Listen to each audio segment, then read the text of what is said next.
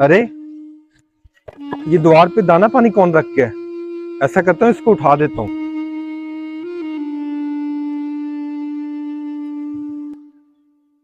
अरे, ये दाना पानी कहाँ पे चला गया? चलो कोई नहीं, ऐसा करती हूँ, दोबारा रख देती हूँ।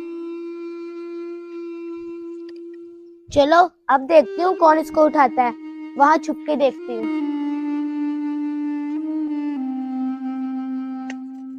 अरे, ये दाना पानी फिर किसी ने रख दिया द्वार पे। चलो कोई बात नहीं, फिर से उठा देता हूँ।